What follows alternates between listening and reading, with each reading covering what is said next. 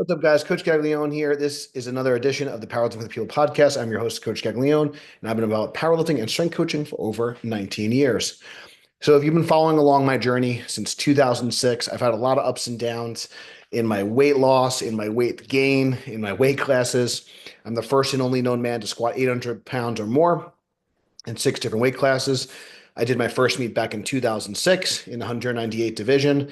And prior to that, I was 275 pounds, very similar size to I am right now as a heavyweight wrestler, as a ninth grader. I dropped down to 189 in a 215 weight class, and eventually I ended up in a 198 weight class as a teenage powerlifter.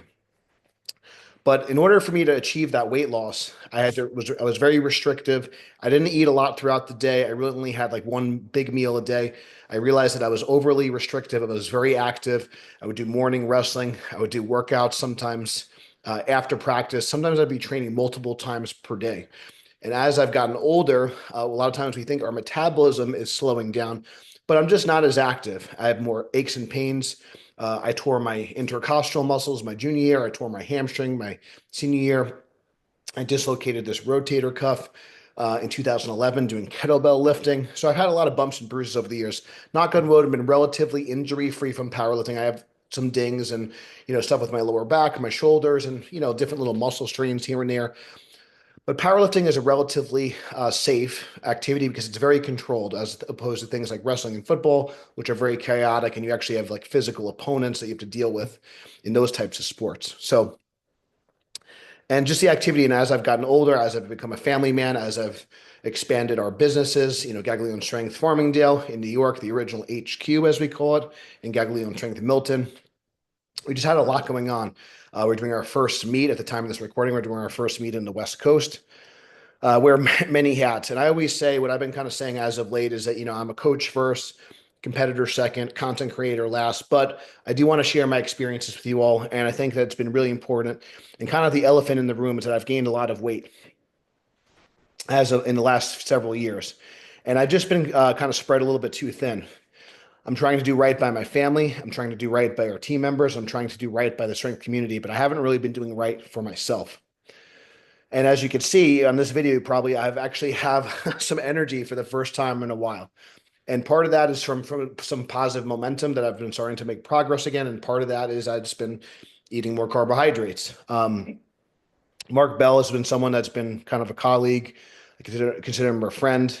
We're not in contact as much as we were kind of back in the day. I kind of joke that I knew Smelly before he was rich and famous. But he's always been kind of an inspiration for me in terms of my diet. And one of the people that really helped me out quite a bit, one of my main mentors and one of my kind of what I would consider my primary coach throughout over the years is one of his good friends, Jesse Burdick. And Jesse Burdick kind of put me on a carb night diet. The diet was, and then so essentially, we kind of utilize strategic timing of carbohydrates, sometimes at night, sometimes once a week.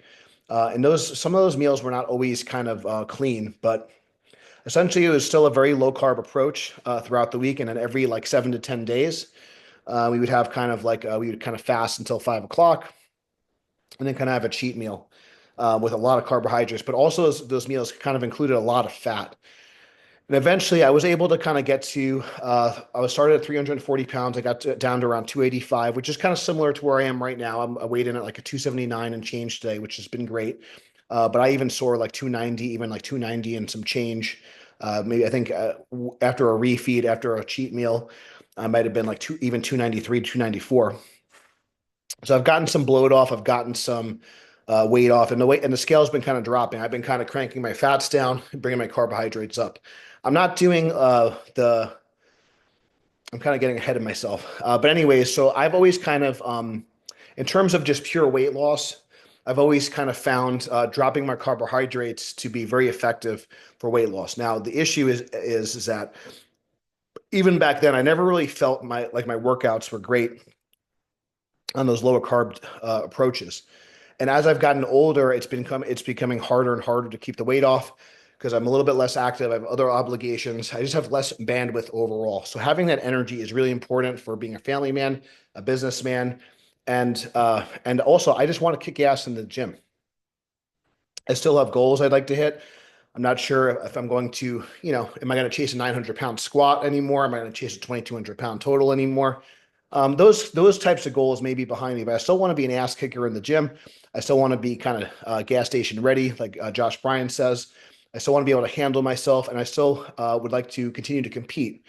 So one of the things that's been kind of scratching the itch as of late has been strict curl. It's a lot less stressful on the body, and it's kind of been scratching that itch. And I think there's something from a mental standpoint, being able to compete, challenge yourself, that's important. So whether that's running a marathon, a 5K, a weightlifting meet, a kettlebell competition, and I think powerlifting is going to be a great option for most people because it's the most scalable. But if you're like me, I've been competing for nearly 20 years. I've squatted 1,000 pounds in training. I've totaled 2,100 pounds on numerous occasions. I've totaled elite in 5 different weight classes. I've kind of done a lot. I don't think going to 181 weight class is kind of in the cards right now. Will I maybe do some single ply meets? Will I do some meets when I'm a master's lifter? I'm 38 years old right now, potentially.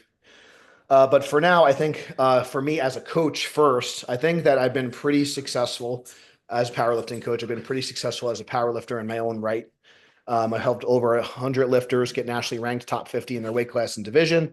And most notably, Larry Williams, who has broken all-time world records in not one, not two, but three weight classes, the 242s, the 275s, and most recently the 308 weight class, which was, the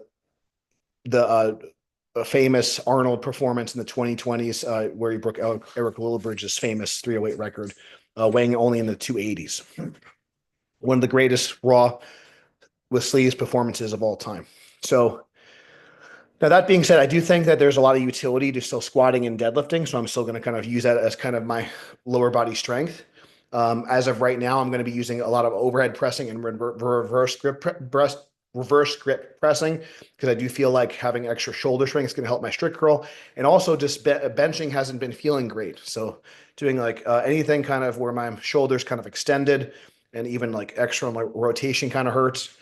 But for whatever reason, if I'm able to kind of keep my arms in like this, reverse grip benching feels decent, and overhead pressing where I can kind of get my arms in front of my body feels really good. So I'm just going to kind of lean into what feels good. And again, I think that's another kind of reminder as we get older. Again, I'm not that old, but I have a lot of mileage on me.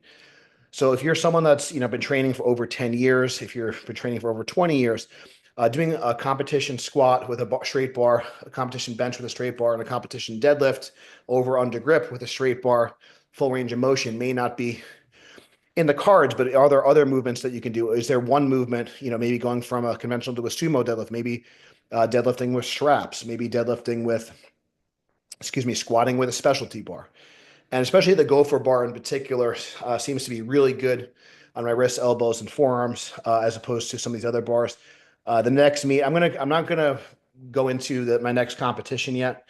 We'll save that for another day. But I want to kind of talk about the sugar diet. I want to talk about going lower fat. I'm not sure if I want to kind of get into all the details with my blood work and some of my health parameters, but anyways, I am getting my blood work done. I am going to make sure that my hormones are in check. I am going to make sure that my general health markers are in check. Some of those things are not so great, but I do believe, it's my opinion, it's my belief that as I drop weight, a lot of those health markers will improve because a lot of the benefit we see in terms of insulin sensitivity, in terms of cardiac function, all these different things, a lot of that just will improve over time as you just drop body weight, regardless of if it's muscle or body fat. And that's kind of where I think the sugar diet, I think actually might be a really good diet for someone like myself, because having muscle mass is not my issue. I did write a book about weight loss, and I wish maybe after I kind of do this experiment, maybe I'll include a chapter on the sugar diet, because doing truly low fat is something that I haven't done. And I know with the sugar diet in particular, it's even kind of modest and even potentially low in protein, which is something I probably wouldn't advise for most people if you're trying to build muscle in particular and secondarily strength. But for me, I feel like I have a lot of muscle mass. If you've seen some of my bodybuilding photos and videos, I looked really good on stage, in my opinion, for my first show, even with loose skin, even with other things. I'm very happy with my performance. I'm very happy I did that bodybuilding show. But one of the biggest issues with a bodybuilding style diet is you start to kind of really, it becomes like low everything. So the fats are already pretty modest when you begin a bodybuilding diet. You might start with higher carbs, and eventually you're almost eating just pure protein.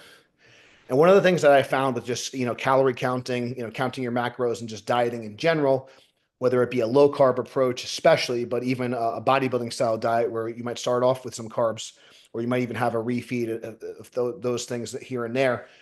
When your carbs when your carbs and or calories, just your energy intake. I know there's also a lot of debate, like either like, can you actually measure calories? So if your energy intake and your kind of food consumption is just generally low in general, if you're just not eating a lot of food, or if your carbohydrate consumption is very low. Um, and again, have I really given a keto diet a chance, a true keto diet? So, but anyways, I've been very well versed in low carb dieting. I've been, fairly well versed in a bodybuilding style diet.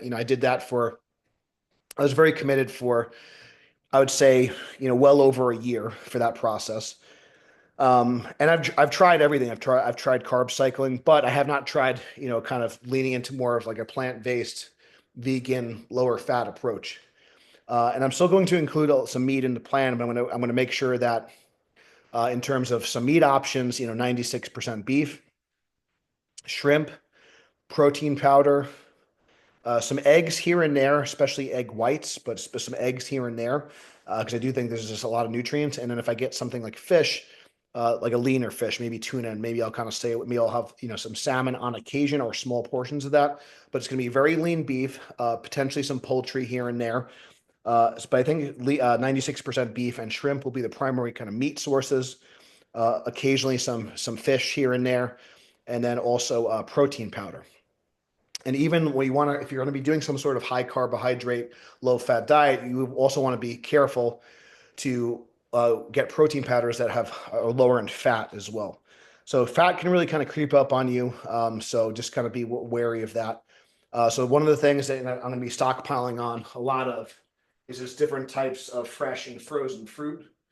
But I just want to start with things like mango, pineapple, blueberries, cherries, all different sorts of things. In terms of having some starches, even some things like sweet potatoes, regular potatoes in the evening. Going to save starches usually for later in the day, or if I really care about performance for that particular day. And if you look at something like shrimp, shrimp's going to be extremely low in fat, extremely high in protein. There's also a lot of good minerals in shrimp. So one of the things that in terms of my protein sources, and I think that's going to also be important for, um, you know, keeping the fat, if you look at this, maybe not be the best example, but if you look at like something like this protein powder, if you get 2 scoops, you're going to get a decent amount of calcium from this. So that's going to be another thing, is just kind of making sure you're getting enough calcium. So if you're not getting, cheeses can be very high in fat. So making sure you get a calcium source. Maybe some of the other things I might supplement with is some Greek yogurt. That's a consideration. So things like whey protein powder and like non-fat Greek yogurt, still going to keep the fats low and give me a calcium and a protein source. And then again, in terms of, having some shellfish, mostly I really enjoy shrimp. So shrimp's going to be kind of my go-to. And then like the Piedmontese, 96% beef, or if you have 96% beef around by you, because obviously creatine, zinc, micronutrients, B vitamins, those sorts of things is going to be important. But really important that you get leaner sources. And then I'm going to be kind of just not having quite as much meat. I'm also hoping that maybe be a little bit of more cost effective.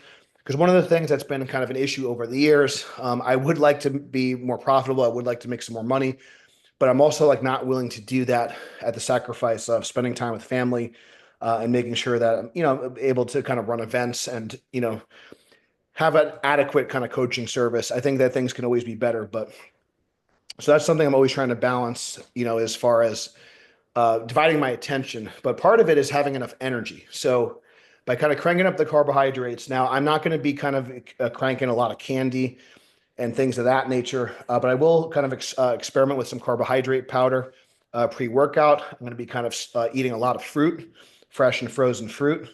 I mentioned, like, again, in terms of protein sources, and then also like here and there, I'm gonna oats, rice, and potatoes. will be kind of starch sources. I'm going to start to minimize oats as I kind of get deeper into the diet because there is some kind of fat in oats.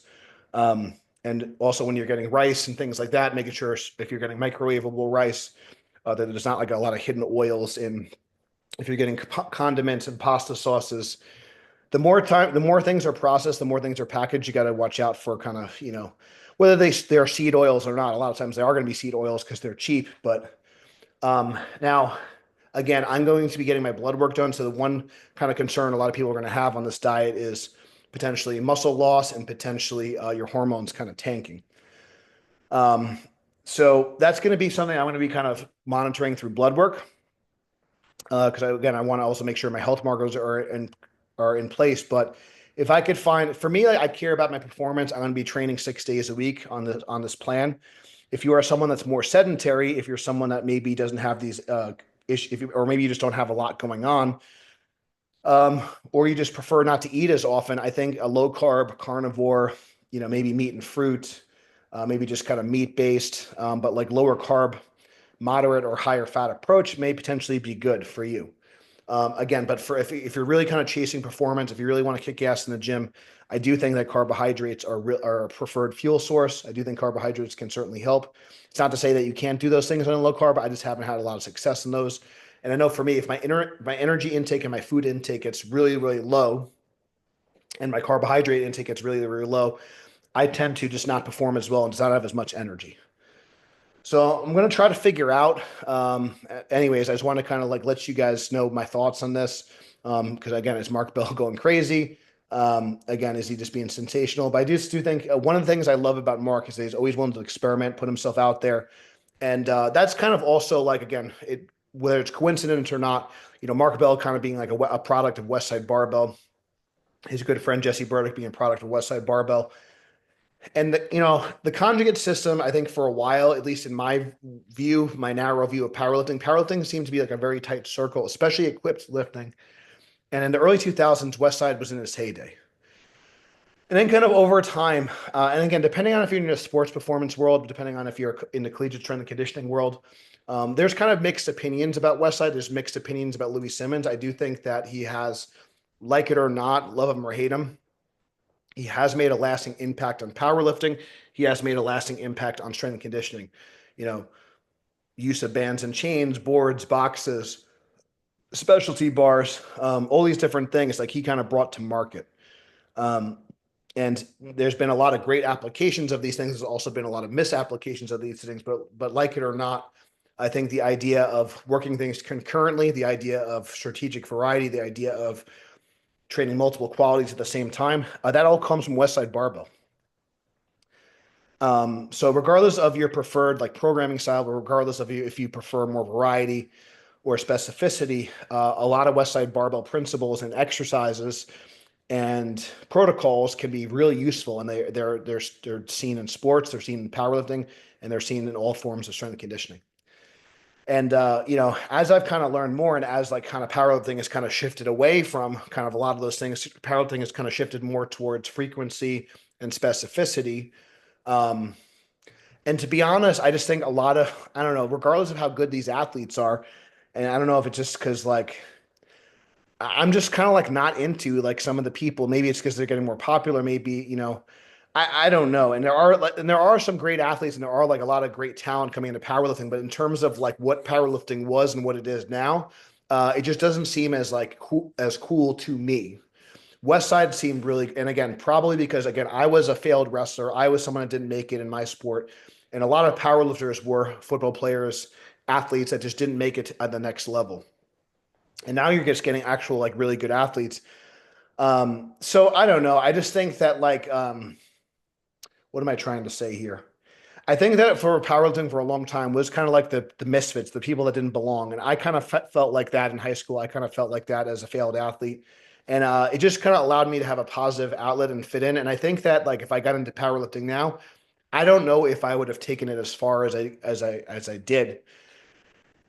So anyway, so it's really important that you have fun. It's really important that you experiment. It's really important that you have an open mind. So when it comes to training or diet or anything else, kind of my point is, Mark is not afraid to go against the grain. Mark is not afraid to speak his mind, regardless of what his goals or intentions are. I do believe that he loves training. He loves helping people. He loves getting stronger. And I think that he's an overall net positive, regardless of, like what you think of him. I know like when I was kind of starting out, when Mark started to kind of make more money, when Mark started to get his products onto the scene, I know there was kind of like some people that were jealous or wanted to kind of tear him down for his success. But like I said, he's always been kind of good to me. And I think, he, again, if it wasn't for him, I wouldn't have met Jesse Burdick. And Jesse Burdick helped me get my first 800 plus squat, my first, 1900 plus total. And I just learned a lot from him. And I learned a lot from, I kind of helped him in the back coaching many times at meets, and I did some of his meets, and he's just a great dude. And I'm just kind of really glad that I learned a lot from him when I did in my early 20s. So, but that being said, I think sometimes like as we evolve, as we get to the next chapter of our life, one of the things that I want to be very clear about on this channel moving forward, this podcast moving forward, and it's been kind of like a blessing and a curse, kind of training people like a Larry Wheels, because again, what's great is that the system that we use, it helped someone, go like Larry. He went from like a 1900 pound total to like near a 2400 pound total. So he went from, elite to one of the best ever. So it's not just like, a lot of people sometimes say, oh, just it's good genetics or whatever. And then we've also helped 100 lifters improve their ranking or get nationally ranked and all these different things. I don't have I could probably pull it up, but like, as far as like, you know, multiple 800 pound squatters, multiple 800 pound deadlifters, multiple 400 pound deadlifters for female, 500 pound deadlifts as a female, anyways, the list goes on and on. We can that could be another podcast, but in terms of like where I'm at I want to kind of help more people like myself that maybe they're in the next stage of their life. Maybe they're a busy bro. Maybe they're a family man. They still want to kick ass in the gym, but powerlifting is not the only part of their life. Strength training is not the only part of their life, because there are a lot of guys that are my age and older that just say like, I just don't want to be hurt. I just don't have the time for this. And I think it's really important that we have strategies that are reasonable, strategies that give us energy, strategies that give us enjoyment, strategies that allow us to kick ass, but we're not like in the gym for like 4 to 5 hours.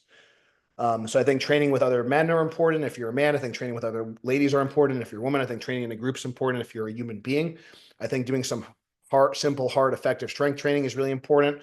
And having some performance goals is really important. So whether it's bench, squat, deadlift, strict curl, or some other odd lift, having some tangible performance goals are important. And in order to hit those performance goals, you're going to need to have fuel in the gas tank. So that's going to be kind of what I'm going to be exploring with this sugar diet. Again, I think that, I'm going to be cautious. I'm going to be, but I'm going to kind of give it a shot. But the main thing is just, it's going to be higher carbohydrates for performance and lower fats to really kind of drive the calories down, the energy intake. So let me just rephrase that. So having the lower fat content is going to help facilitate, I guess, the idea, the release of fat, because I guess a lot of people will say, the fat you consume is the fat you wear. So fat's going to be more easily absorbed and stored as fat, whereas carbohydrates and protein it's a more costly response. But the issue is when you have carbs and fats together, your body has kind of trouble processing these things, and then it gets kind of confused on which substrates to use, which substrates to store, and it creates a whole mess of problems. So I think it's not necessarily. So I think a lot of times when people think high carb, they're thinking like highly processed foods. And a lot of times these foods like muffins, pizza, pasta, pancakes, and not pasta by itself, but like pasta with like cheese and sauce. So a lot of times like pizza, pasta, pancakes, you're adding butter to it, you're adding cheese to it, you're adding sauce to it that has fat. So a lot of these foods are actually they're high energy foods. They're high in carbohydrate. They might be moderate or high in carbs, but they're also very calorie dense, and they're high in fats. So I think it's the issue is when you combine, and with the sugar diet, it's also kind of low-ish on protein. And I think that's kind of a thing too. So if you're trying to really increase a lot of muscle, if you're trying to, now, and then going back to like other types of diet, like Stan Efferding's diet and stuff, I think that if you want to be big and strong, you can't be afraid of like adding in calories and adding in some healthy fats. But if you want to have high output and lose a lot of weight, then potentially the protein might go down a little bit, and potentially the fat might go down a little bit. Right now, I'm around 280 pounds. I was like 279 this morning. So, if my protein is like at 150, 200 grams, I think that's totally reasonable. And if you're smaller, so anyways, that's kind of like where I'm thinking. I'm going to play with like, the how much simple sugar, how much fruit, how much starch.